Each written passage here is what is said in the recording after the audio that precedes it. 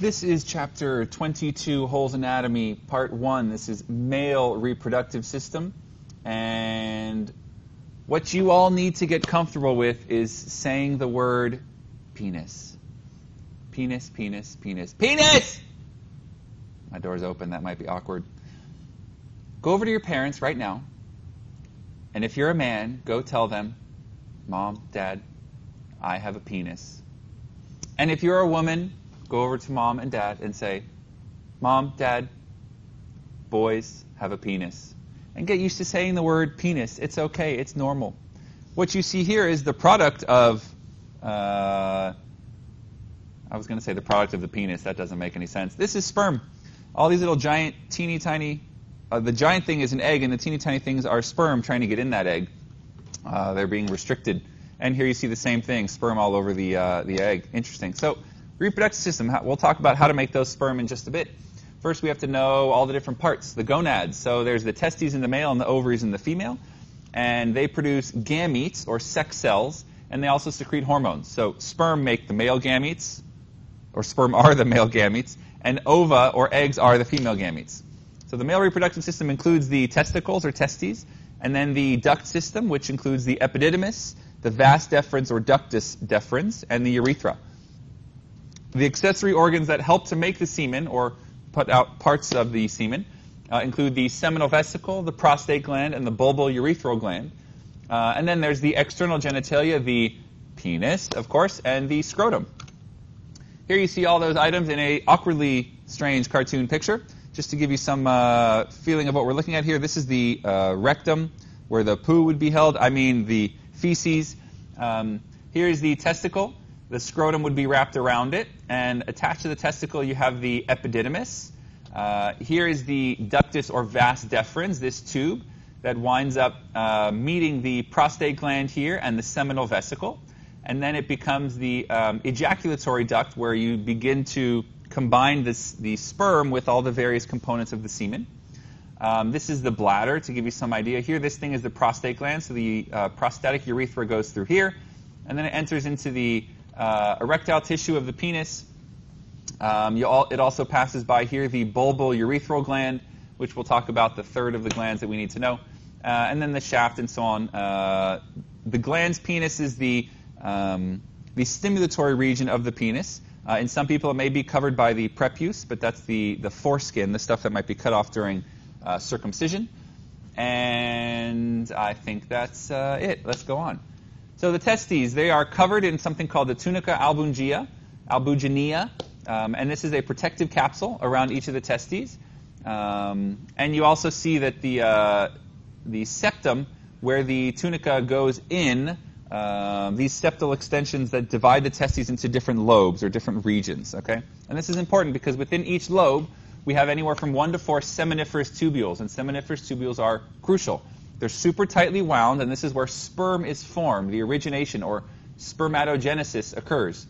Once the sperm is made from the seminiferous tubules, they get emptied into the rete testis, which you'll see will attach to the epididymis. Sperm travels through the rete testis to the epididymis, and then also as part of the testes, there's a different kind of cell called interstitial cells, and they produce androgens like testosterone. The epididymis is a tightly coiled tube that you see here once again. Here's the epididymis, okay? And the epididymis is going to connect to the vas deferens, but the epididymis is a tightly coiled tube along the posterior lateral side, and it stores sperm. Here's where the sperm mature after they're produced. And then the muscular walls of the epididymis will expel the sperm during ejaculation into the vas deferens. And here you have the vas deferens. It carries the sperm to the ejaculatory duct, and it passes over the bladder, and sperm move through the vas deferens using peristalsis. Again, that ring-like contraction one after the other. We may also call this the spermatic cord, or the vas deferens is part of the spermatic cord, which includes the ductus deferens, the blood vessels that feed it, and also the nerves that make up or feed this region. All those together make up the spermatic cord. It then ends in the ejaculatory duct, and it unites with the urethra, as we mentioned. Someone who gets a vasectomy is going to cut or tie off the ductus deferens or vas deferens to prevent sperm from going. They will still ejaculate, they will still make semen, but it just won't have any sperm in it, or at least it's not supposed to. I knew someone who, with their tubes tied, still had a baby. The urethra extends from the base of the bladder to the tip of the penis, and it carries both urine and sperm in males. Hi.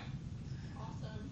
And the sperm comes in from the ejaculatory duct, as we mentioned. Now, males, as we previously learned, have a longer urethra on the order of 8 inches, and females on the order of 1 inch, maybe.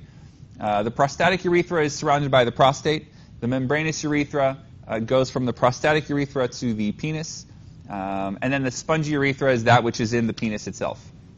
Now to the glands. The seminal vesicles, they're at the base of the bladder. They produce a thick yellowish secretion that makes up the majority of the semen.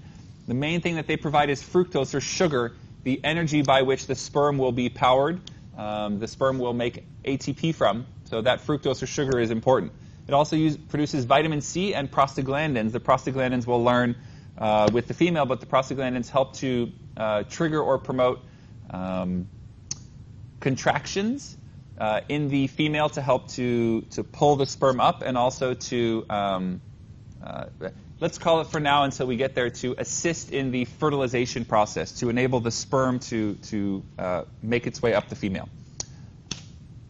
Prostate gland, which you probably heard the most about because this is the structure that as men get older enlarges and causes them to pee all the time. It secretes a milky fluid, whitish, and it helps to activate the sperm. And it actually enters to become part of the semen through a few small ducts. And then lastly is the bulbourethral gland, one of the better terms. It's very small, it's pea-sized, just below the prostate, and it produces a thick, clear, mucousy substance. It helps to cleanse the urethra of acidic urine. Because the urine is acidic, we don't want to kill the sperm, so it helps to neutralize the acidic urine, and also for the female to neutralize the acidic vaginal secretions. It also helps to serve as a lubricant during sexual intercourse. And then it's, as we mentioned, it's secreted into the penile urethra. All these things together become semen, and the advantages of having these, we already mentioned. Fructose for energy. Alkalinity of the semen helps to neutralize the acid of both due to the vaginal secretions and from the urine of the male. And then it also inhibits bacterial multiplication. So very infrequently are you going to get bacterial growth there in the urethra. And then it also enhances sperm motility, or promotes sperm movement is what we mean by motility.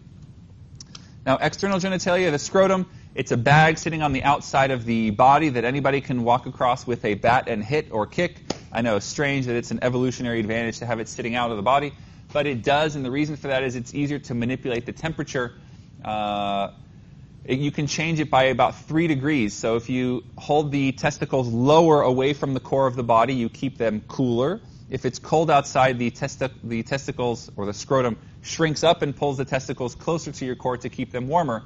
This is important, and this is the reason why hot tubs lower sperm count, or riding a bike lowers sperm count from the friction over time, and so on.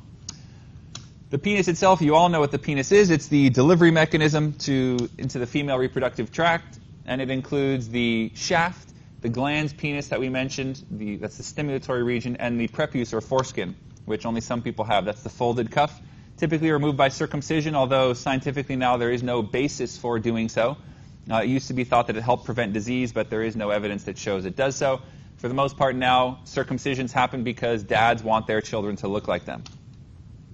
So there's 3 areas of erectile tissue around the urethra, and these tissues are what enable the man to get an erection. As they fill with blood, they distend and enlarge.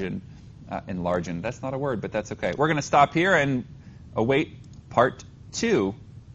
Penis!